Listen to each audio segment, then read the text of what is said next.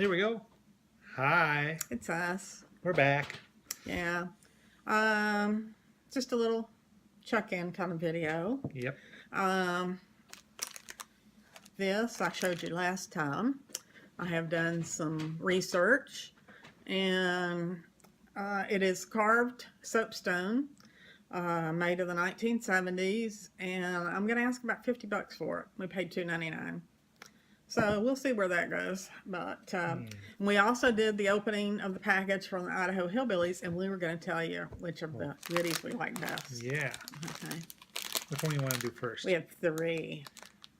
Well, actually, it's 4, but Well, one was the same as this, but in smaller. let's do the number 3. Yeah, that was. Okay.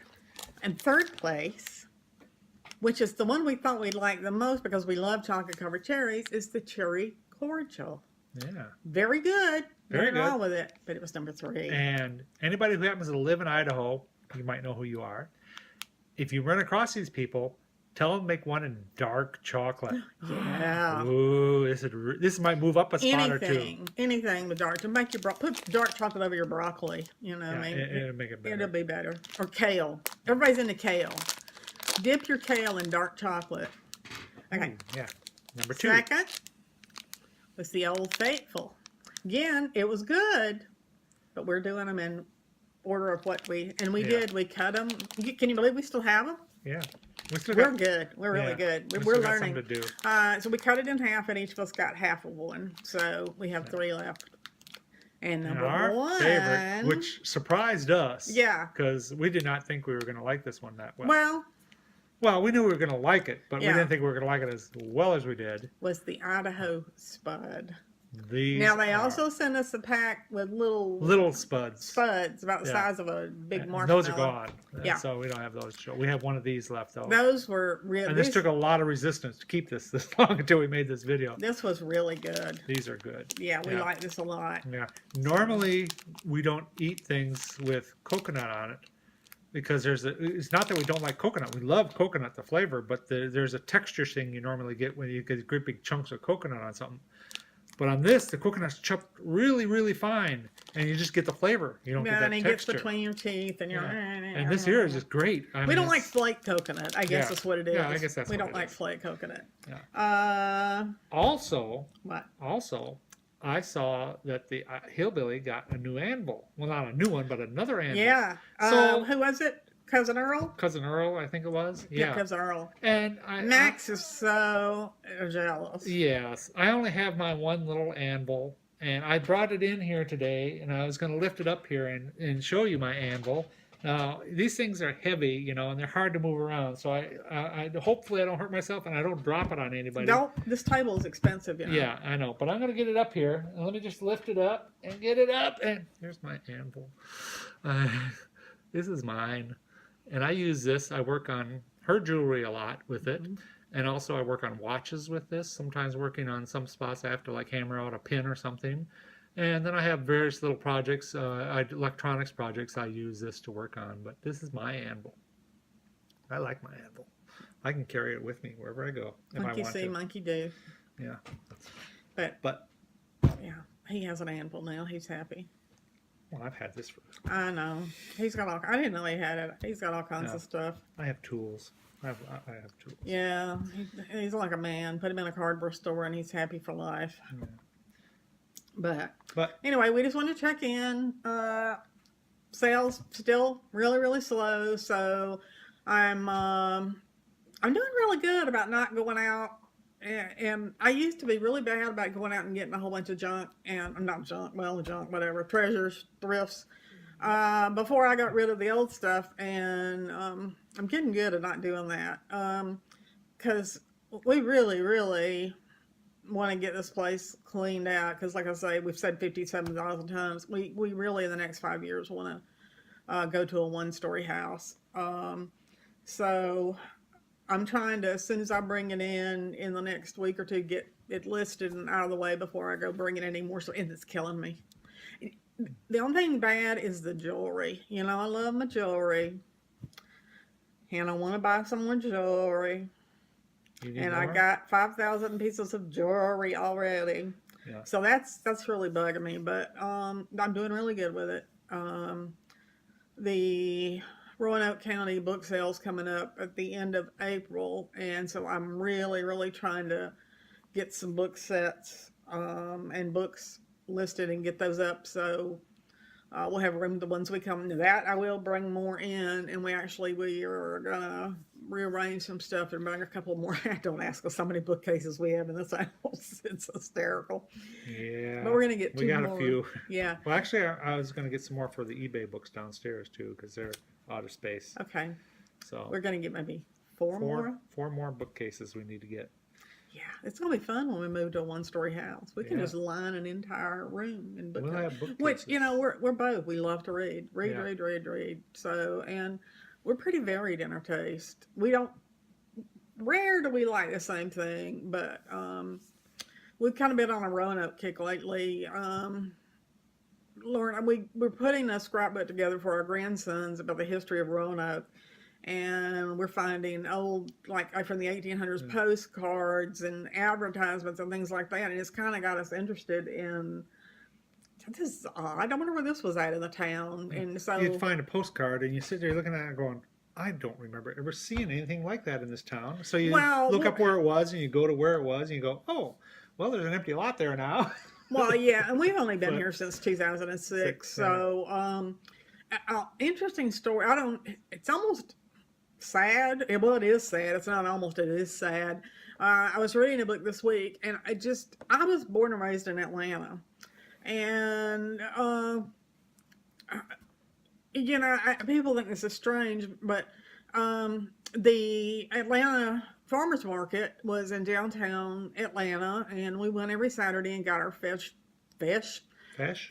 vegetables and fruits and things like that. Well, it was across the street from Ebenezer Baptist Church, where Martin Luther King Jr. preached. And I saw him and Abernathy and all the big, black civil rights leaders just on the streets and stuff all the time. It was no big deal. And so things, when I go to a small town and there's still prejudice now, I have I have a hard time with prejudice anyway, but I was reading this book about Roanoke, and they had right now they've got 6 hospitals or something here. They've got a ton of hospitals, but even way back, they had a lot of hospitals here. And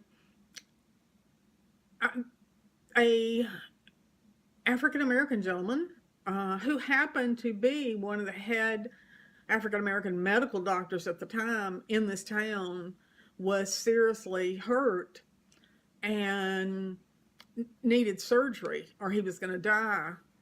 And the hospitals would not perform surgery on African Americans at the time. This is 1953.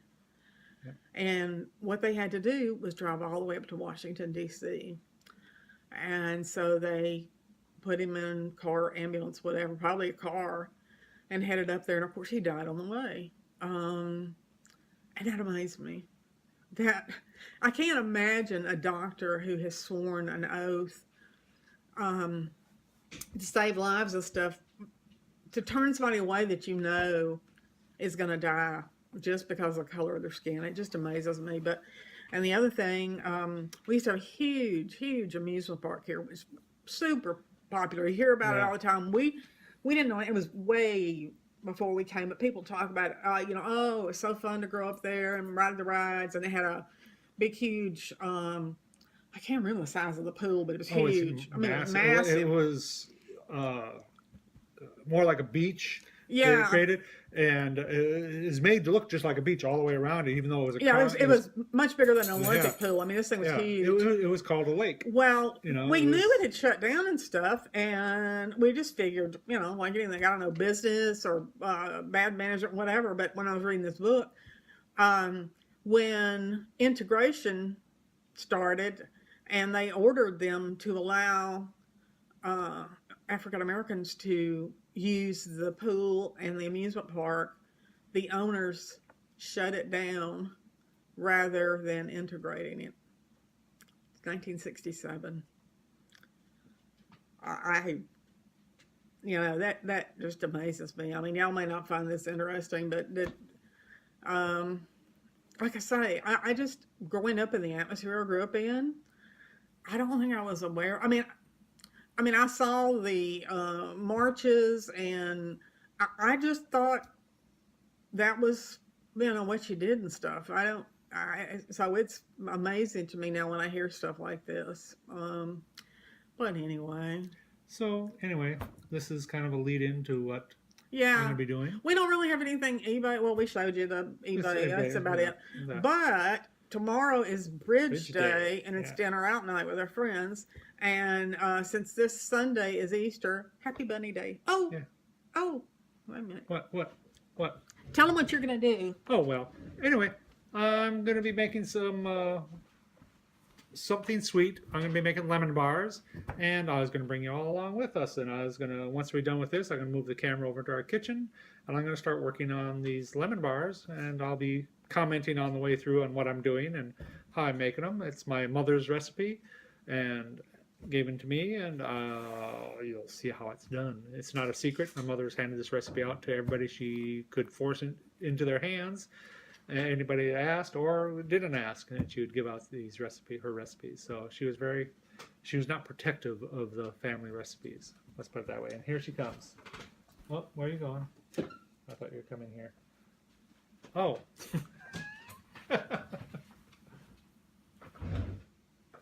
She went and put on her Easter bonnet. I forgot. Sunday's Easter, so I had to put on my Easter bonnet. Can you see? Isn't it cute?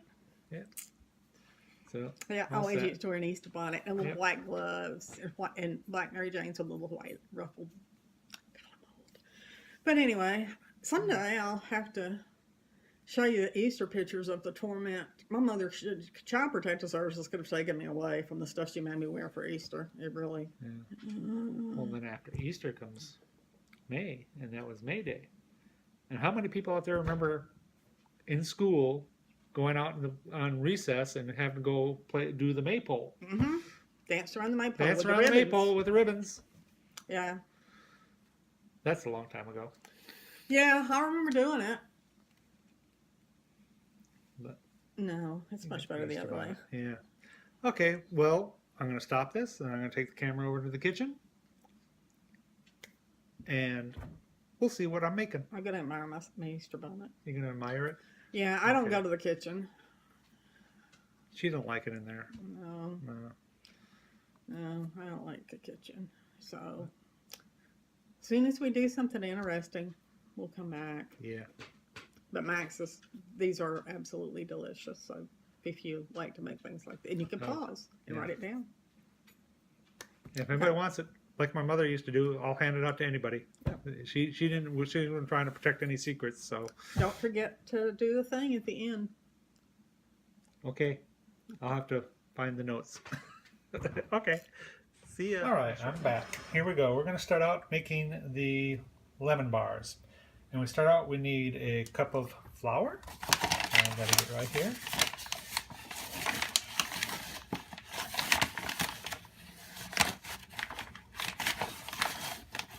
And in the flour, you do not need to sift it or anything. You just need a cup of flour.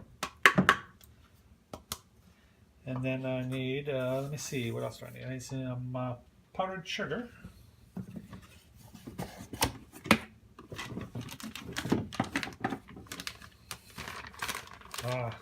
Seal meal. Every time you use it, you just seal it right back up again, and I just flip it open. And I need a quarter cup of powdered sugar. And I got the oven behind me over here. It's preheating to 350. I have powdered sugar, 1/4 cup. And I'll seal this back up again later. And then I need some butter. Let me move this down, pop that down. And I've got half of a cup, pretty sure it's half, yeah, it's half a cup of butter. softened. So I took it out actually last night. Get the butter out. And I have washed my hands and they're very, very clean. Let me get rid of this.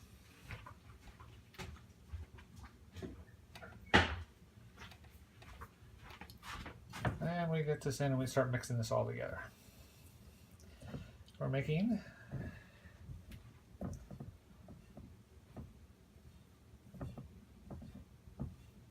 the crust. And you just keep going at it and mix and mix and mix and mix. And eventually this turns into what's known as a butter crust, actually.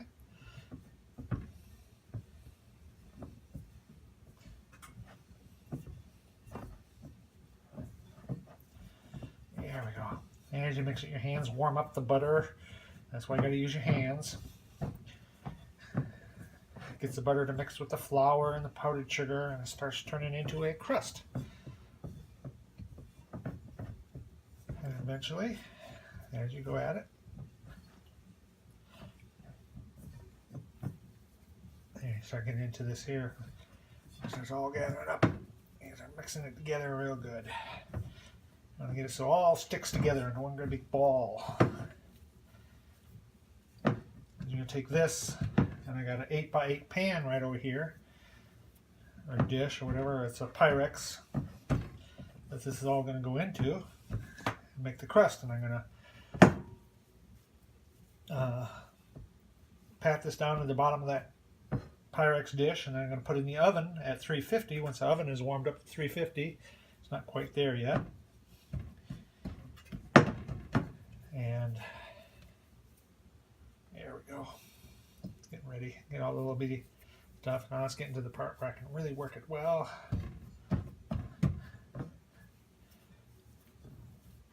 Yeah, that's looking good. It's kind of, if you made these a few times, you can start getting used to the feel of it. You know, right when it's it's really good. It's getting just past the crumbly stage to where it's starting to turn into kind of like Play-Doh. That's what you want to look for. Get it to look like Play-Doh, and it's not crumbly anymore. And if it doesn't get past to the Play-Doh stage, like it is right now, this here is getting like Play-Doh. There. And it stays kind of crumbly, that means you don't have enough butter. You gotta add some more butter to it. You put too much flour, too much powdered sugar or something, you don't have enough butter. And that's what this is all about. Alright. It's all right there. Just like Play-Doh. Alright. Alright, and you start pushing this down into the pan, and you're going to make your crust on the bottom crust of your, and just a slight edge on it. You don't need much, but you want to try and make it nice and even.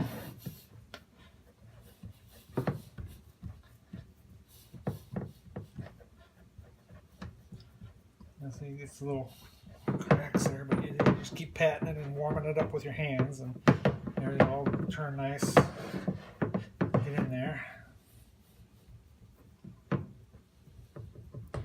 Now that make the edges even.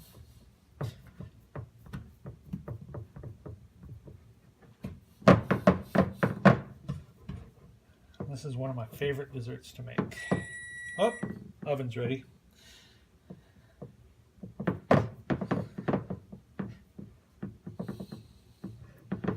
Okay, I'm just putting a slight edge on it now.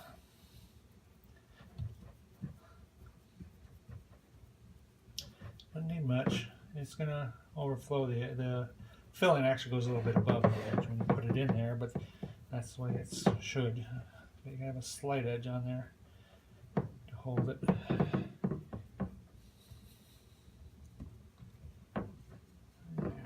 Make sure it's even. And check to make sure you're all even thickness around.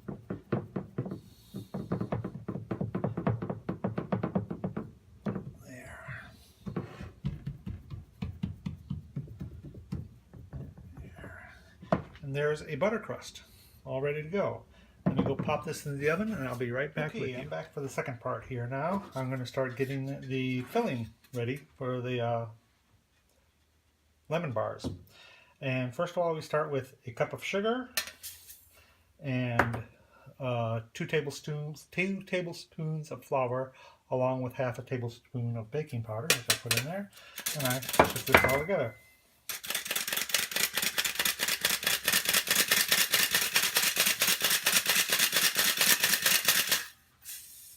There, that's all done. And now to this, we add stuff to it. We got some 2 tablespoons of lemon juice. Add that in there. We got 2 eggs beaten. Add that in there.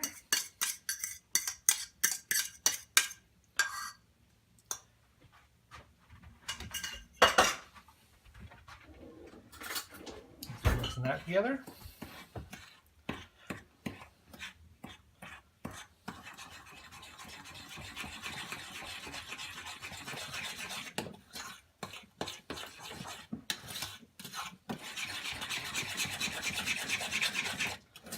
Yes, there we go. Get all that sugar to dissolve and get it all mixed up real good. And then, to really make it good, you noticed, I don't know if anybody's been noticing, but there's a lemon sitting here. We need some lemon rind. And you can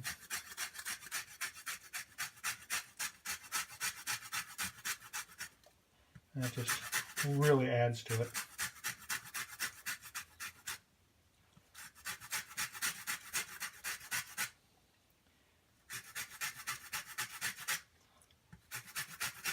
Now, you don't have to use fresh lemon rind. They also sell in the store, you can get dried lemon rind, and that works just as well.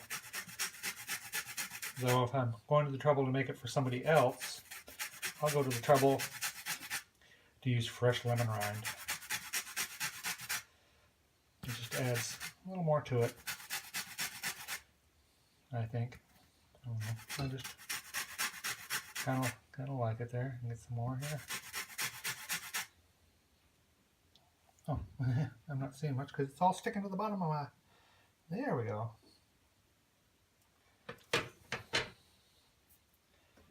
And oh, one more spot missed. There. Get that all off in there. Oh god, you just smell it. It's just yum. Really pumps up that lemon flavor. Alright, and now the crust, as you noticed earlier, I had put in the oven for 15 minutes, and that is out and cooling right at the moment. I don't want it to get too cool, I'm just getting this all mixed up. Alright, let me set everything off to the side. You can do it right there. Get this in the sink.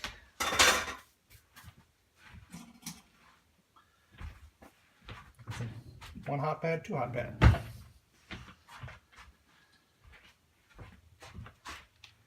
There is the crust, and there's something I spilled. I don't want to get that on the bottom of the pan. It might be there. All right. Look at this. Oh yeah, it's starting to turn. Look at that. It's getting that nice. All the sugar's dissolved in there. Eggs real mixed in, so there's the baking powder and the lemon rind. You just pour it in there.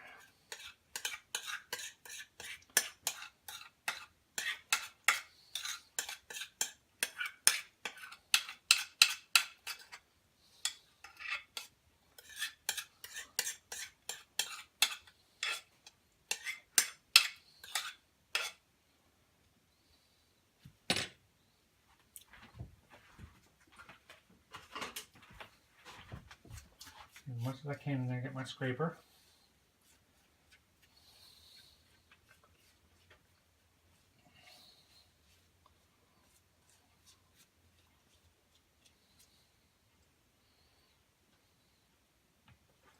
Alright, now I pick this up and show you, but it's a little on the warm side. So let me take the camera over there and you can see how there's an edge all the way around. That's that light edge, but when I put this in the oven to bake, that's going to rise. It's going to cover up that edge. Put it back in place. And It's going to rise, and I got to bake it for 25 minutes in the 350 oven, which is already warmed up. So I'm going to go do that right now. Okay, I'm back. We're down to make the point. It's still in the oven. It has another 15 minutes to go.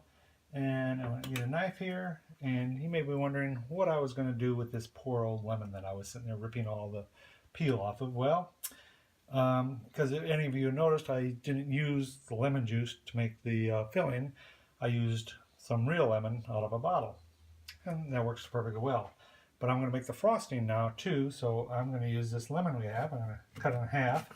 And if I still had my juicer, which I can't seem to find, this would be a lot simpler, but I'm going to take it and just squeeze in my hand and get the juice out that way. Got a little strainer there to do this with. The thing about a juicer is it doesn't squirt all over the place like it does here, but I can do it. And one lemon should give you just enough juice to make the frosting. Okay, let me get this out of the way. Be right back. Okay, we're going to make the frosting now. And I've squeezed out the lemon. I have about, it looks like about 2 tablespoons of lemon juice here, which is pretty good for one lemon. Put it in my bowl. And then I start taking powdered sugar, drop it in there, and start mixing it up. Well, it's going to make a lot of frosting, so.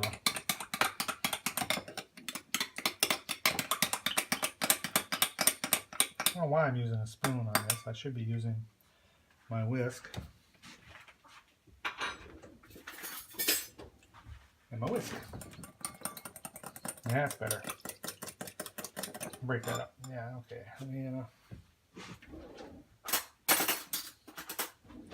get another spoon.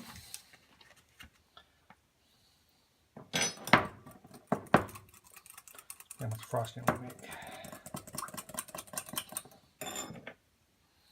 And just keep adding powdered sugar in there. And mixing.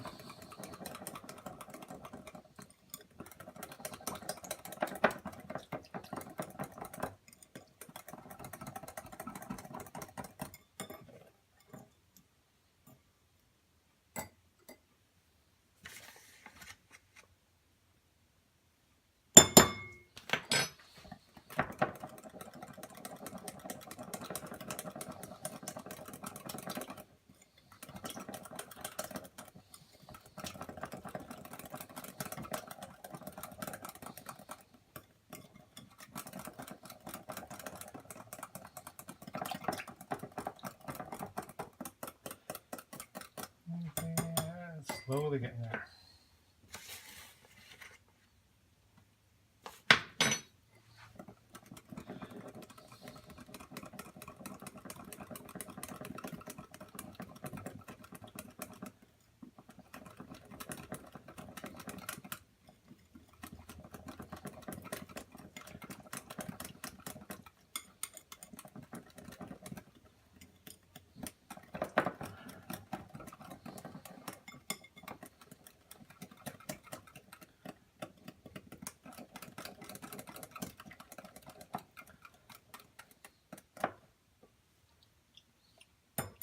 A little sharp on there, so some more powdered sugar.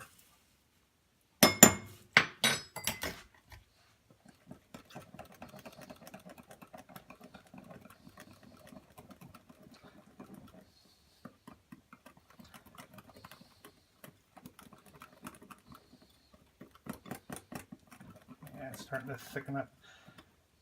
When I say frosting, that's kind of a misnomer for what we're doing here. This is actually kind of going to end up like a glaze. That's what I was about to say. Somebody's trying to tell me what I'm doing here. The one who won't come in the kitchen. It's actually a glaze.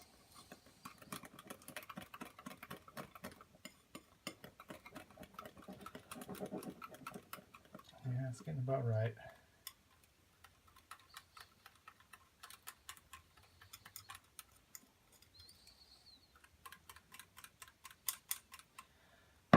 And then we got about another 8 minutes to go, and we'll be pulling out of the oven, let it cool, and then we'll be putting our glaze on. Be back with you shortly. I'm back, and it's out of the oven, and it's been cooling for about 2 hours. So it's cool enough I can put the glaze on it. Let's get that glaze on there, and this will be all finished. Kind of just dribble it on there.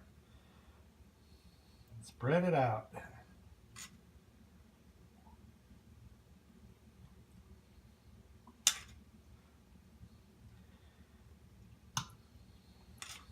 Yeah, we can just get it, try and cover everything all over the top.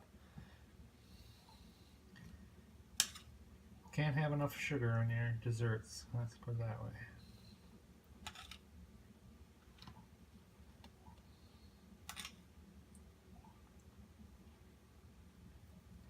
Get it all spread out.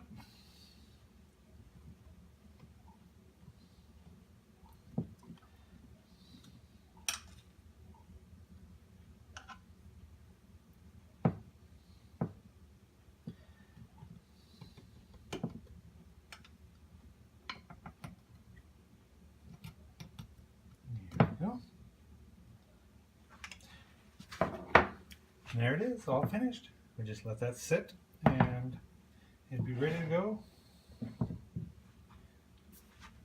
And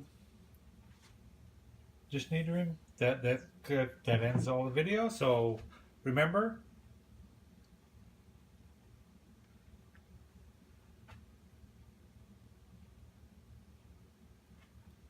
how's that going? It's don't.